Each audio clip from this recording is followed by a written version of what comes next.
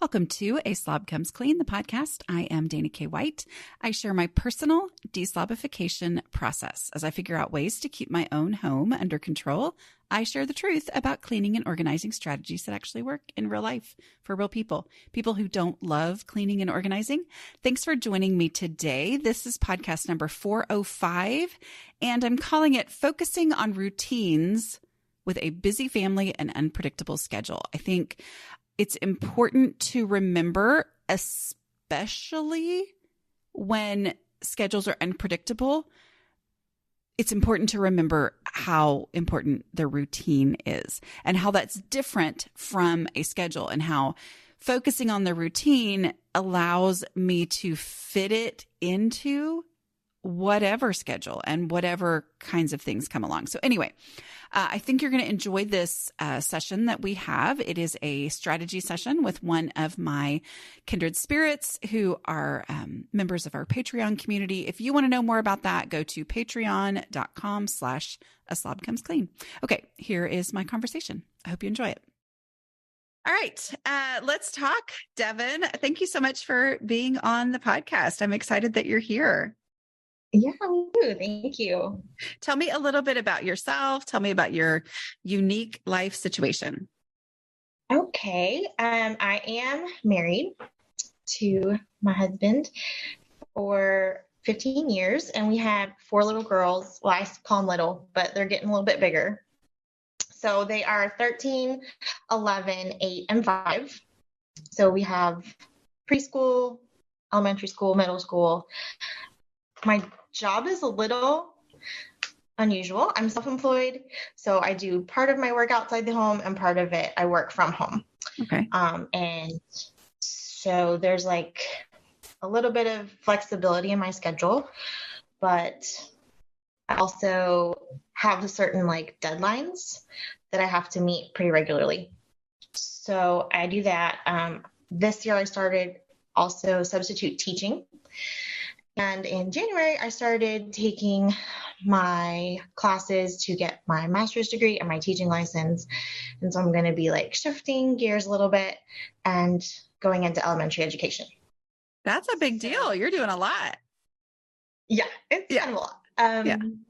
But it's sort of that transition is a little bit of like an awkward, like there's piles of papers all the time. Because I have like a stack of papers for my classwork and a stack of papers for my job work. And then the kids bring home papers. They're in 3 different schools. So that's, fun. Yes. Oh, fun. Yes. Fun.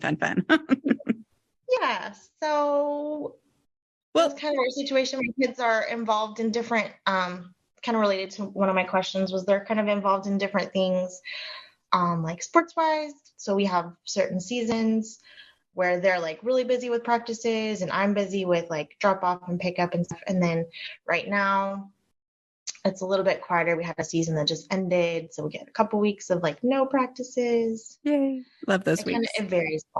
Yeah. Okay. All right. Well, before we get into your questions, let's talk about some things that are working well for you in your home. Okay.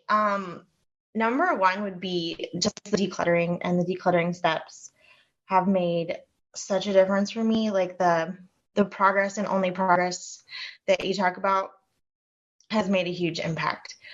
Partly in just me feeling like it's okay to go and start because knowing that like, oh, this is going to take so much time, like I'll just save it for later. I was really good at that. And so really good at that. I was really good at that too. Yeah. Kind of an excuse factor. So that's helped me so much. And then the second one, I said, take it there now. I think especially like connected to decluttering, because I was very much like a piler. And then, this stack goes to a certain place, but then the stacks end up kind of merged somehow. I feel like I have to start all over. That was definitely a thing. Yeah. Really I think that's the thing about take it there now is it feels like it is wasting time. Like it feels like you're saving time to say that's not worth doing right now. I need to set it aside and I'll do that later when I'm focused or doing other things too or whatever. And yet that's where it's counterintuitive. Like taking it there now is actually the thing that saves time, because otherwise it morphs into a pile. It has to be gone through again later, which is the complete opposite of efficiency, right? To have to do something twice. So it's really defeating. It is defeating. Yeah. Well, and it goes along with what you were saying about the progress and only progress method, how it's like, okay, I'm going to take it there now. That is how I do progress and only progress. But progress and only progress means I don't put it off. Like I know for sure I am going to do something. And I feel like I've been saying this a lot lately, but it's like this idea of back when I used to come up with the best time, come up with the best way, overthink things to my house was not changing. But once I was like, okay, I'm just going to do this small thing, then my house started changing. So it was like the things I didn't think would make an impact, could possibly make an impact, are the things that actually ended up changing my home to the point that I'd always wanted it to be at. So. Right. And we did, this still feels big to me, but it's actually almost 2 years ago. We moved into a new house, but we had lived in the previous house for 11 years when my oldest was not even 1 yet. So brought babies home from the hospital, like our stuff definitely grew along with our family. And so going through all of that in the moving process, and then even like once we got here and are trying to unpack things, just having those steps in mind was such a like sanity saver. Yeah. And there still might be a wall in the basement that's not unpacked yet, but I've been in my house for over a year at the time that we're recording this, and I still have some boxes in the garage that I need to go through, but they're so many fewer. But at the same time, I think what it is, the game changer of it is I'm like, oh, I'm not bringing it into my house until it has a real spot. Like, I'm not going to do that until I actually am taking it there now. And so it is progress and only progress. Yes, maybe the overall, but because you can feel like I'm done. But if I'm done just means things scattered through the house with no real place, that's not really being done, right? Yeah. And I think in some ways I don't mind unpacking slowly because it really let me think about where I would look for it because it's a new space. Yes. So then thinking about where I would look for it first, like it was okay in our kitchen that we only had a couple cabinets unpacked for like a week or two, because then it let me sort of feel my way around a little bit. But yeah, the kitchen's all unpacked now, but other stuff. Yeah. Oh yeah. Okay. Let's talk about some of the things you want to discuss today.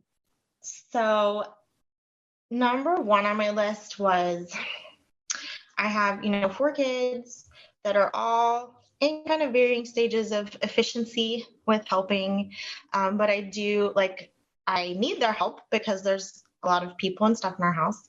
And then I also just want them to be able to learn some of the responsibility on their own. So my question would be how can I delegate to them or help them to kind of follow those steps when they're not always at home when I need things done, or we have varying, schedules. My oldest daughter, she might have one day of the week where she's only home for an hour for dinner and then go straight to practice. But then the next day is different. So I don't know if I worded that very well as a question, but it's just they're supposed to be currently helping with dishes. And so our routine would be that one of the kids unloads the dishwasher and then I load it. But sometimes they're not here to unload it. And I still need to do dishes. Yeah. A lot of times. Oh, yeah. No, I think what you're explaining is a very common frustration for any mom. Okay. For anybody, but especially for those of us who are okay, I've found the routine that works. I also want to bring my kids in on this. And yet this brings interruptions to the process or whatever. Right. So here is the general rule that I have for this for myself. Okay. Because I know what you're saying, we're kind of almost out of this phase because everybody drives in my family at this point and people are already gone and all that. But especially at that phase of life, I was we're going to make the routine the thing And then whoever is home comes in on the routine, because the routine is key for my house to function. And if I say, okay, I'm going to wait on this, kind of like we talked about the take it there now, like the going ahead and getting it done keeps me from adding work to myself down the line. Right. I have to accept the fact that I don't have the personality, and maybe you do, but for me, I don't have, like, if I put off loading the dishwasher because I'm waiting for the kid to get home, it will literally not occur to me to remind them. And then they are my children, and they're probably not going to remember on their own either. Right. And so it becomes another thing for me to manage, and it messes up the routine. And the routine is the thing that keeps my kitchen under control. And so it becomes an issue of either whoever's home, come on, like, this is your job for tonight or whatever. Or I go ahead and do it because there's always something else for them to do. Right. Like there always is. Yeah. And they're going to be home at some point, and it's okay. You're home. This is your job. Remember? Oh, well, but I thought you've been doing it. I have, because we got to keep the kitchen going, but you're home. So come on, it's your time to do, so it's that, because if the routine gets interrupted, that's when my kitchen gets out of control. So I have to make the routine the thing. And then I bring whoever's home in on that. Okay.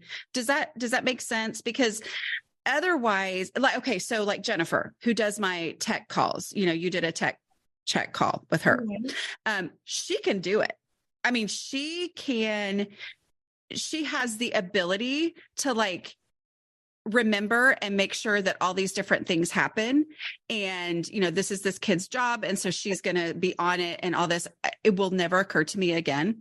I need to do it in the moment of the actual, this is the time to do dishes. They just got to be done. I probably didn't remember until it was like screaming really loud at me, like, oh, suddenly the dishes are really bad. Yes, exactly. Exactly. And the reason they're really bad is because the routine got off. Mm-hmm. So when you say routine, do you find it helpful to like assign a specific time of day to that task, for example? So I don't, because those time of day, what happens with me when I assign a time of day is the time of day comes and goes. And because that day was a little bit different, and we actually, I said I'm going to do dishes at 6:30, but tonight we didn't eat till 7:15. And so like the time of day, oh man, I totally didn't even think about that. Okay. All right. Tomorrow. Like that's how my brain works. I don't then go, I got to go catch up on it now. I'm like, okay, tomorrow, I'll do the 7:15 thing, whatever. So instead, for me, it's the flow of things. So it's like, here's dinner, then there's dishes, or maybe it's here's dinner and here's family time. And then while I'm, getting things ready for in the morning, that's when the dishes go, or, but something. That's why I always tell people, just focus on, say, I'm going to get the dishes done at some point today. And then over the course of 7 days, you're probably going to figure out what works. Now for you, your schedule's different every night, right?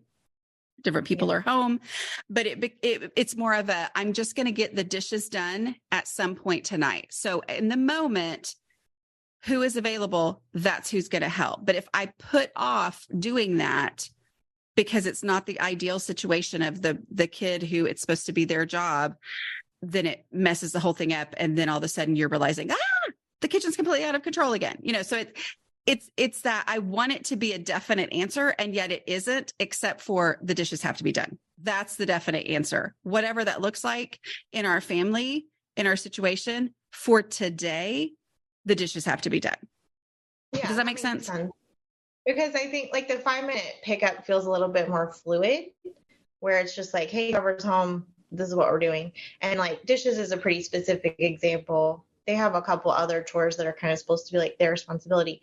But yeah, those things feel a little bit more like they need kind of a routine's probably a good word, or some kind of like, I don't know, habit stacking or something. Yeah. Where. Yeah. Natural reminders. Yeah. Yeah. Especially with kids, your job is managing, like, yes, the goal is to get them to the point where they think to do these things on their own. But I am still not someone who hears something once and takes it. And, it's like, it is a learned habit that has taken me time to learn. So, and, the kids, it's going to be something for you to manage. And so for me, the way I look at that is I go, okay, I have to do this in a way that I can manage. So I have to do things in a way that I have the capacity and the brain style, blah, blah, blah, for me to manage it in this way. Yeah, for sure. Because sometimes I'm like, I should just do this myself. But then there's this other voice that's like, but I want to also set them up for success so that they can see like how to be able to manage some of these things. And like now is a really great time to kind of teach them that. So, well, and the way you're going to set them up for success is helping them understand that it's a routine. Yeah. Like that right there is everything. Like that was the thing. And I'm not saying because my mom tried. I mean, here's the thing. I had a great mom. She tried, she had the charts, she kept up with the charts, and I still ended up me, so yeah. I don't know if that's bad news or good news, but it's just, the routine is the thing. And so I feel like more of the teaching that, okay, this is, the kitchen is messy. We have to get the dishes done before the end of the day. This is teaching them more than the catching up. You know what I mean? Well, you were gone the last 3 nights and that's your job. And so now we have this humongous, overflow of dishes and we're completely out of dishes. Like that, the routine is the thing that they're going to need to be able to manage their homes. And so bringing them in on that, it's a tough one, and I get it. But I also know for me that all these, but I should do this as a mom, and yet it would backfire. And so then I ended up resenting my kids, resenting my house, feeling frustrated. And so it's like, go ahead and focus on the routine and then bring them in on the routine when they are home. Yeah, that feels really doable. Yeah. Yeah. And so, and it also, looking at it that way frees you of feeling like, oh, wait, I shouldn't do this. But I also know bad things are going to happen if I don't do it. And it's going to get behind. And, so it's like, okay, this is how it is. This is reality. It has to get done. And they're not home to do it. So, I got to get it done. And part of my problem is I'm really good at negotiating the non-negotiables. Oh, yeah. Just myself personally. Yeah. So. Well, and I think what you just said there is really key. I mean, that's very insightful that you, maybe this is a negotiation tactic with yourself of, but because I don't want to do the dishes. I want my kid to do the dishes, but they're not home. And if I was a good mom, then I would, make them do the dishes, but they're not actually home. And so you're right. It's a negotiation to get out of doing the dishes. Oh, ouch. Yeah. That hurts. Just a little. That hits way too close to home for me too, right? Yeah, I know. It's a pain, right? Okay. All right. Did I totally solve that? Yeah. Yeah. Sure. I mean, like, house is gonna be perfect now. Okay. All right. What was the next thing you want to talk about? Well, the next one is kind of connected, and so you might have sort of solved this one already too.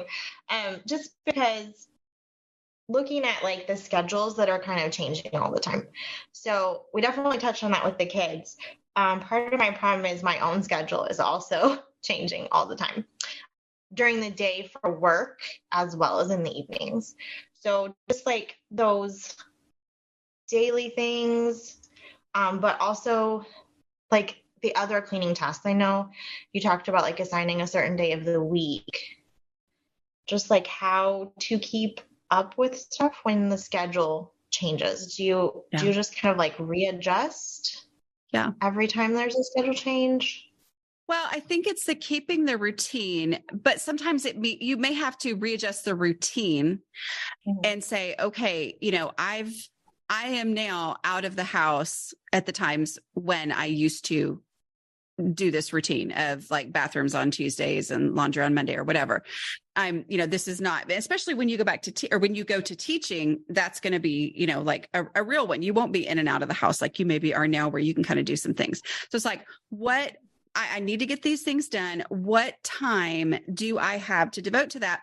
And sometimes you say, okay, Saturday morning is the time that we're all home. I don't want to spend my entire Saturday cleaning, but let's do an hour and a half. All right, I've got 4 girls. I'm going to give them their assignments, and we're going to say, we're all going to work on bathrooms for 30 minutes.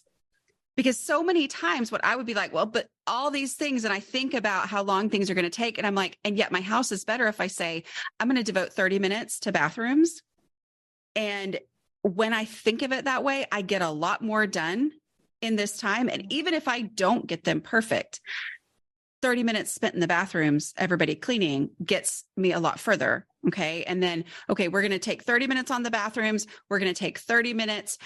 You're going to vacuum. You're old enough to vacuum. You're going to dust. You're going to whatever. And we're going to do, that kind of, picking up and cleaning. And I'm going to be doing the mopping or whatever, like the different things. We're going to do that for 30 minutes. And we're going to do 30 minutes of, whatever other thing. Cause in my brain is like, wait, okay, so there's that, and but thinking along those lines and saying, we may not get it done perfectly, but we're going to do this, and using that as an experiment can also help you see, oh, wow, we actually got the bathrooms done when everybody was working, but the bathrooms done in 20 minutes. Oh, okay. And so it's like, now I get an idea, but as long as it's feeling like, oh, the bathrooms, those are a huge, big job. And so then you put it off for longer and longer. And so just kind of experiment with that and say, we're going to do this. Oh, we've got something on Saturday. All right, everybody. Okay. I know it's Thursday night, but we're going to take 45 minutes and we're going to do 15 minutes on the bathrooms for everybody. Okay. All right, go. Like working that into things. And with that experimentation you're going to find something that works better for your family. Does that help at all? Yeah, I think so. We a little bit do that on Saturdays already, but sometimes it's more of like a mad scramble than a planned. Well, but mad scramble is better than nothing, right? Right. Yeah. And the Saturday, it does make a difference, because then, usually we'll try, if we're home for the weekend and we commit to cleaning up in the morning, then we try to make sure we have some intentional family time in the afternoon or whatever. Right. And so it's kind of a little bit motivating of like, hey, let's finish this up so we can do something fun. So the Saturdays we're home, that does kind of happen. And so I think maybe just the intentionality of looking at our weekend schedule ahead of time would maybe kind of solve that a little bit. Yeah. Yeah. And remember too, that just the dailies can take you so far. Just 5-minute pickups of, meat and bathrooms being checked for clutter, so that when it's time to clean the bathroom, it is literally just the wiping down and some scrubbing, and then you're done, as opposed to, what it used to be for me, which was clearing the counter of all the stuff that had collected for all this time. That helps a lot. Okay. What was something else you want to talk about? My other question is, I'm going to apply it specifically to a kid, but I might be a little bit guilty of it myself. So when we moved into this new house, we have more square footage. We have a bottom level is half finished basement and half garage. Okay. Neither of which we had before. So now we're like, oh, super exciting, right? There's like play space where toys can be down there. Yeah. There's a garage. There's like a little nook for some like storage. Our Christmas stuff is back there and stuff. So it's great. But I feel like there is room for things now. But like we're still over our clutter threshold by so much. And specifically, I have one daughter who she wants to save everything. Everything is special to her. Everything is like, she would literally cry at the suggestion of getting rid of it or throwing it away. And we did try like an under the bed box that was kind of like her container. Maybe the box was too big. I don't know. It still gets out of control. Like the box will be halfway full, so there's still room in it. But then the other half is all over her floor. Or I just feel like it's more of a clutter threshold thing than a container, if that makes sense. Container concept. Yeah. Yeah. So like, I know I've heard you talk about using the container concept, especially with kids. but like, that's kind of not like our container's okay, but it's still definitely over clutter threshold for myself and my kids. Yeah. Two things there. So first of all, my general answer for, because you go with the container first. That helps you get rid of stuff. It helps you embrace your space.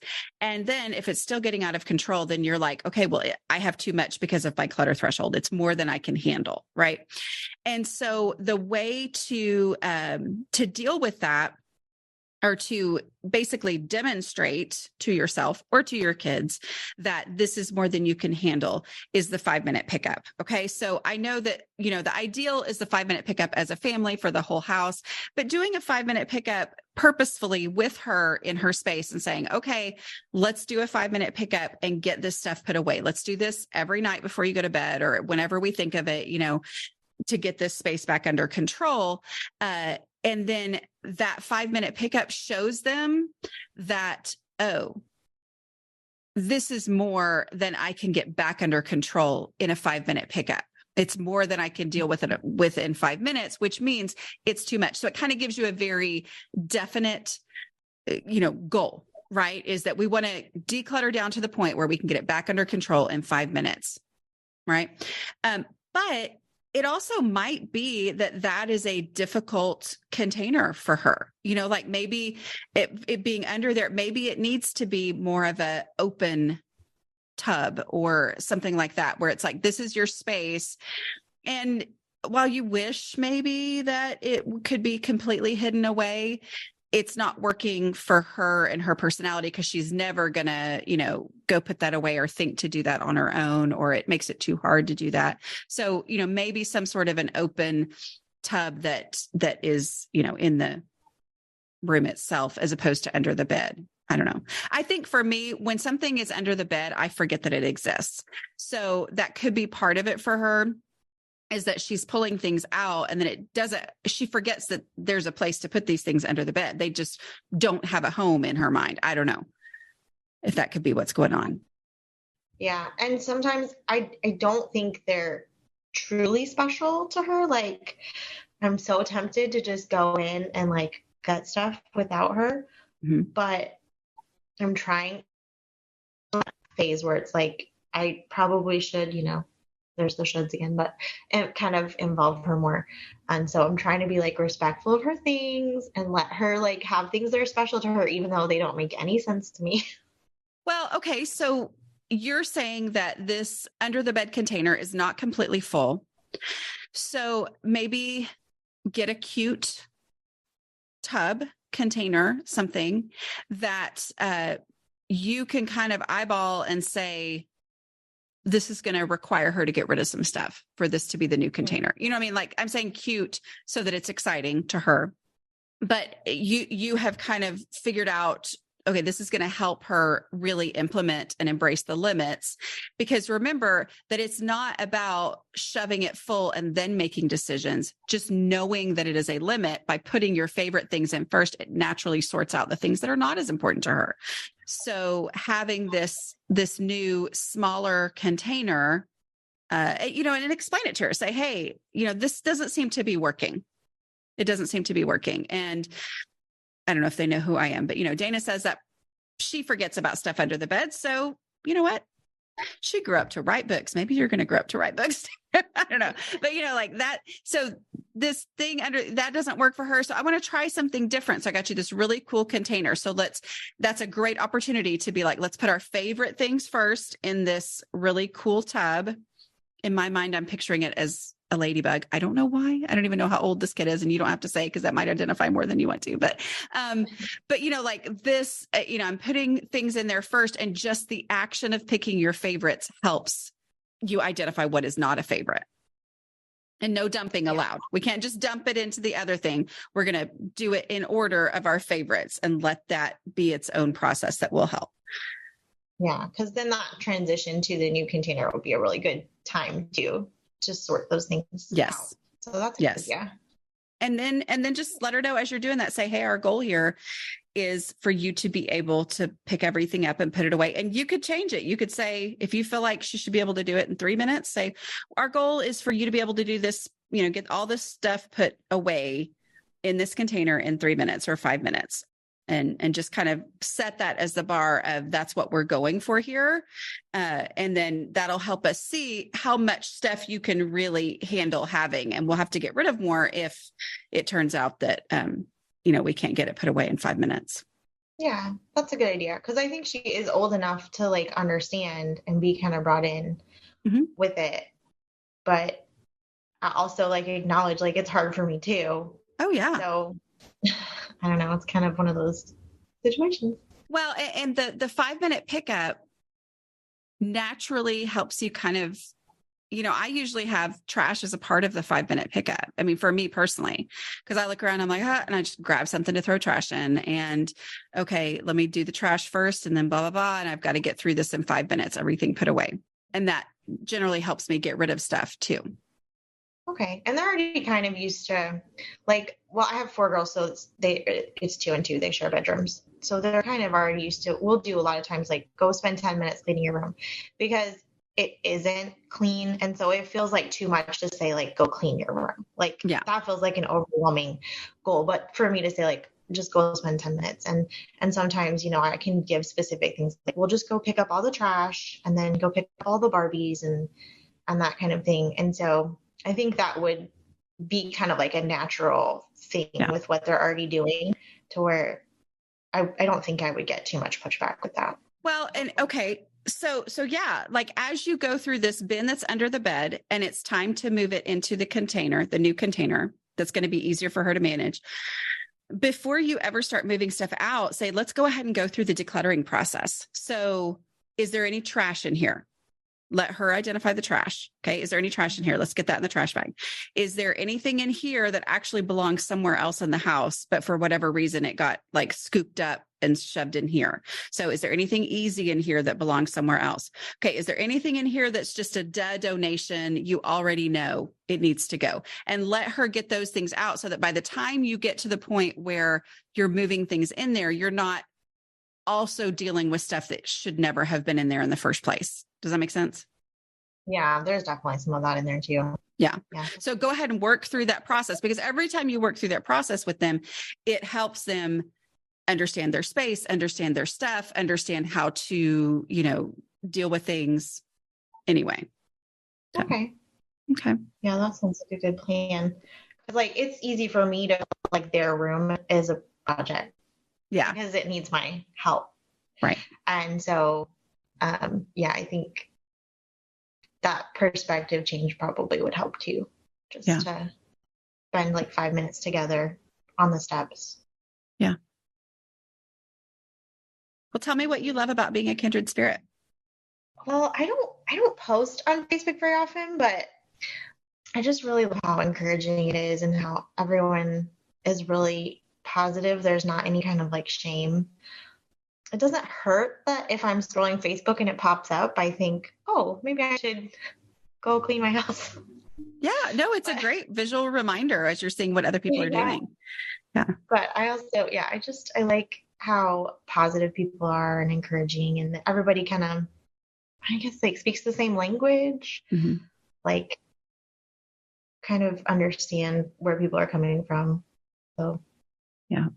That was like 3 things, but that's what I like. No, I love it. I think that same language thing is really key, even though we speak multiple languages in there. I mean, there's like different people from all over the world, but as far as like the way we're talking about decluttering, because there's so many times when you have a conversation with a friend in real life and you mention decluttering, they are just coming at it from, okay, well, first thing you do is pull everything out. And you're like, that's not what works for me. That's a recipe for disaster, And so then if you have to then explain, well, no, there's this book I read and this podcast I listened to and blah, blah, blah. And it's like, everybody just comes in it and we're already following the same steps. We already know where the, traps are and all that kind of stuff. And we can encourage each other in the way that we're trying to do things. So I think that's a huge, huge part of what's so valuable about that group. I agree.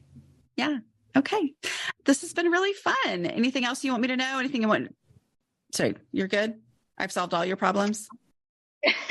No problems at all. I mean, if you could just go ahead and get that teaching license sent to me and just, Yeah.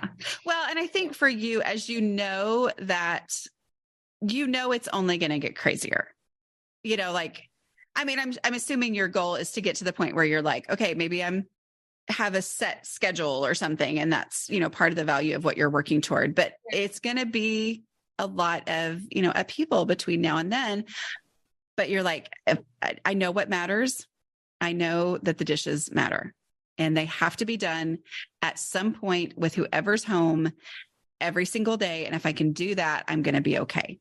Like that, that'll be that is encouraging actually. Cause like, I'm just finishing, literally last night, I submitted like a final project for this class I'm doing. And so as I was like setting up my laptop and everything for this call, I was walking through the house and going, oh my goodness, like every room is so bad because I've been really focused on this for the last like week.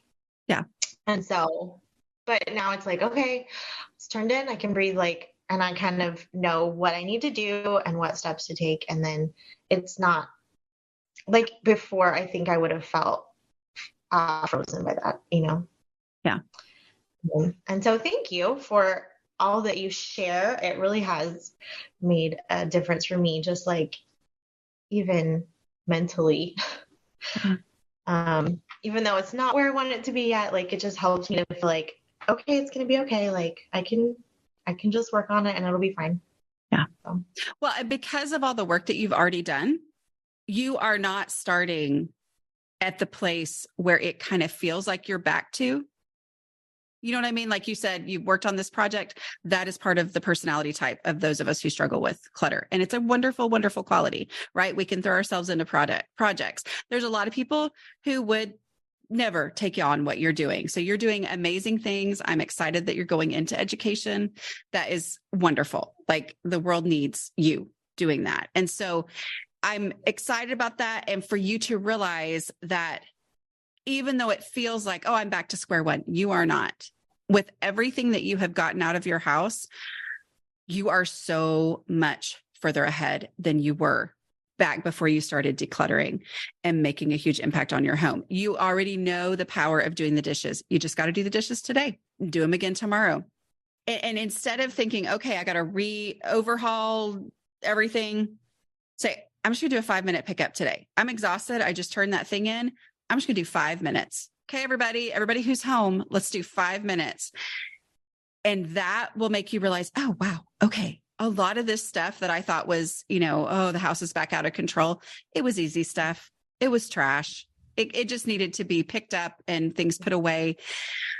Okay. It's a little bit better. And then another 5-minute pickup tomorrow, which is then going to increase your energy and get you ready to where you're like, oh, hey, I've got a chunk of time. I'm going to declutter. I'm going to, and so all of that, you're in such a better place now than you were before.